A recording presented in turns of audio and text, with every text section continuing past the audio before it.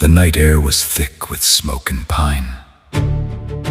Loxi sat alone beside the fire outside his father's lodge. The flames danced like spirits, casting shadows across the earth.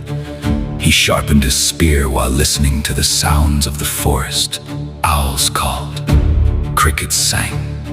The wind whispered through the trees, then everything went silent. Too silent. Loxi looked toward the darkness. Something was watching him. His hand tightened around his spear.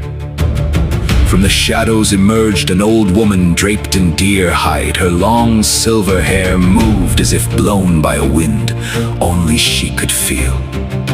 Her eyes were white as river stones.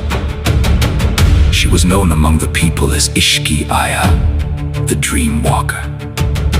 Some believed she was a healer, others believed she was a ghost. She stood before Loxi and spoke, "The blood moon rises soon." Loxi remained silent. "The world you know is ending."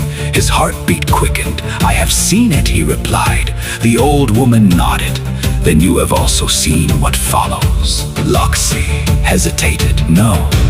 A sad smile crossed her face. "Good." The Dream Walker reached into a medicine pouch hanging from her belt and removed a black stone carved with ancient symbols. "This belonged to your grandfather." Loxi stared at it. His grandfather had died before he was born. He was the last guardian before you. "What guardian?" The old woman's expression darkened. "The keeper of the blood path." Thunder rumbled in the distance. "The enemy coming across the ocean is not the true danger." Loxi felt cold. "Then what is?"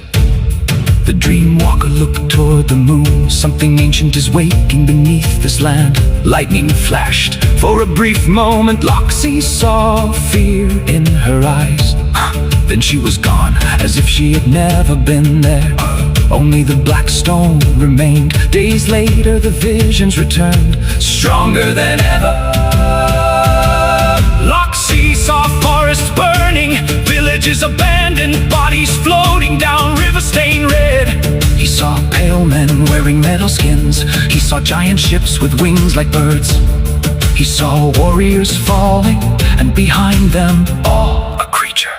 Something older than history. Something sleeping beneath the earth. Loxi awoke drenched in sweat. The black stone glowed faintly beside him. For the first time in his life, he felt fear, not for himself, for his people. The next morning, the village gathered for council. Loxi stood before the elders. "They are coming."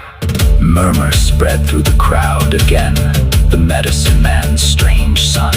Again with his warnings, an elder shook his head. "Enough." Another laughed. "Perhaps the spirits forgot to finish the dream." The crowd chuckled. Loxi felt anger rise inside him, but his father placed a hand on his shoulder.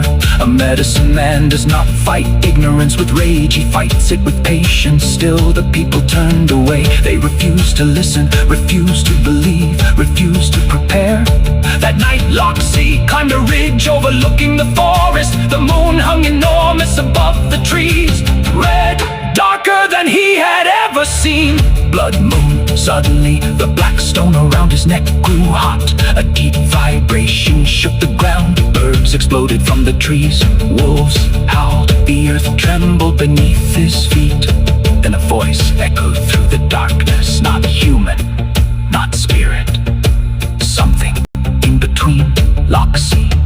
The voice came from everywhere. The sky, the ground, the forest itself. The time has come. A crack split the earth nearby. Ancient red light erupted from below. Loxi stumbled backward, and from the opening rose a figure cloaked in shadows.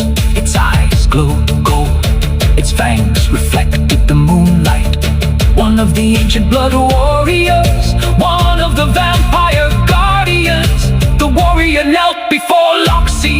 The hidden nations have awakened. Loxi stared. "Who are you?" The warrior lifted his head. "My name is Kanoma." His golden eyes narrowed. "And if your visions are true," He pointed toward the eastern horizon.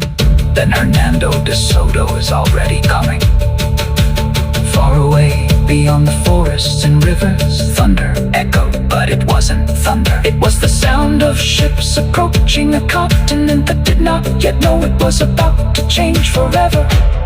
And deep beneath the earth, something ancient opened its eyes.